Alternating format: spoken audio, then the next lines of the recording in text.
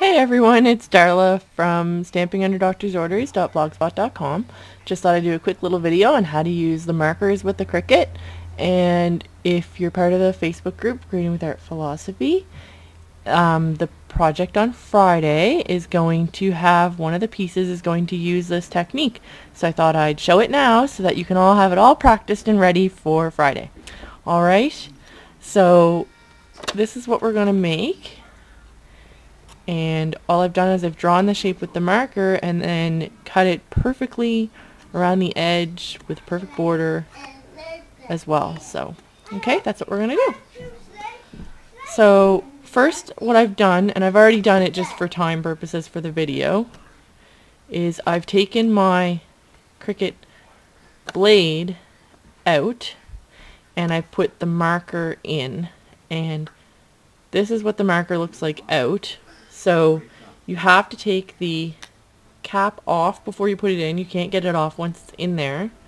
And I also suggest you put a little piece of scrap paper underneath when you're doing it, because if you drop the marker down at all, it won't mark your mat up that way.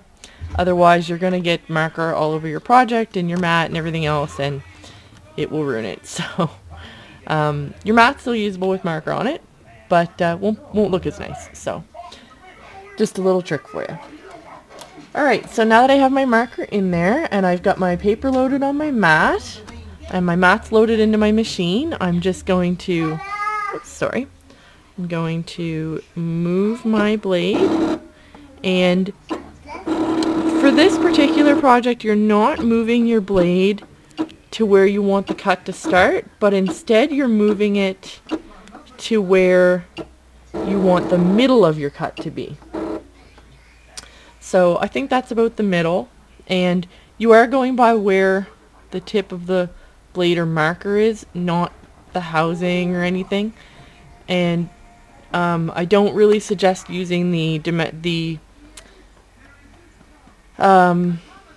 locations on that the display pad gives you, because they're not actually correct to the machine itself.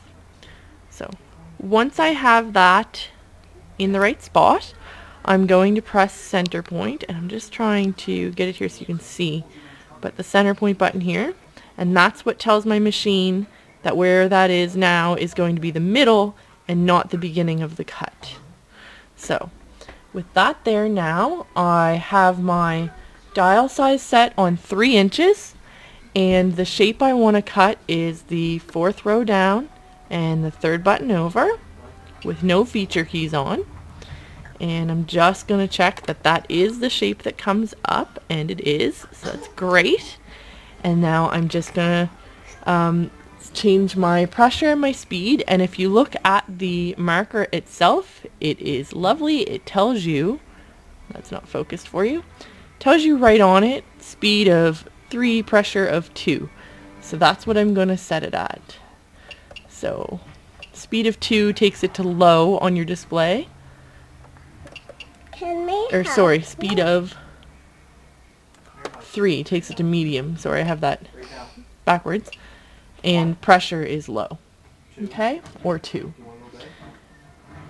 And you don't have to remember that. Like I said, it is written on the markers. Now I'm just going to press cut. And instead of cutting, because the marker's in there, it's going to draw and not cut.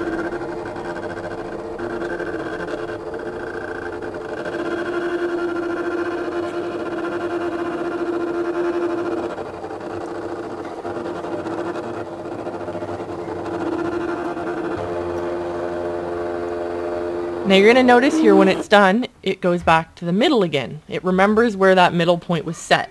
So now what I'm going to do is I'm going to slide my scrap piece of paper underneath, and very carefully I'm going to, without moving my blade housing, I'm going to remove the marker.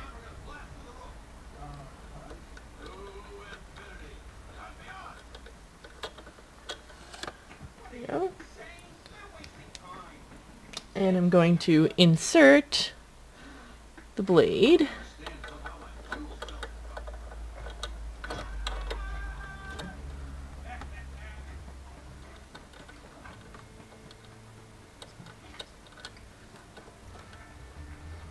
Can I help you?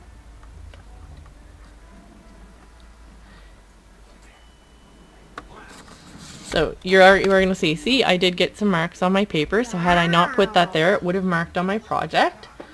So I want a 1/4 inch border around my shape. So in order to do that, because I want a 1/4 inch on this side and a 1/4 inch on this side, I have to add them together, which is a 1/2 inch. So I drew it at 3 inches. I need to change it to 3.5 for my cut. Make sure you change your speed and your pressure back to what you would normally have it set at. And repeat last will bring your shape back up again, the exact same one you pressed. And then cut.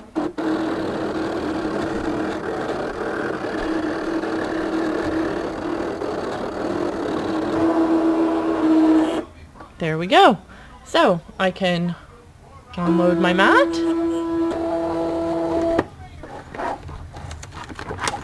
And there's my shape. If you wanted an 1/8 of an inch border, you would have only increased it by 1/4 of an inch. And if you want a 1/2 inch border, you can increase it by a full inch. And if you use the blade both times, you'll end up with a lovely frame for those of you looking for frames. Although with this cartridge, you do not need frames because they're already on there. But great technique. Hope that helps. See you next time.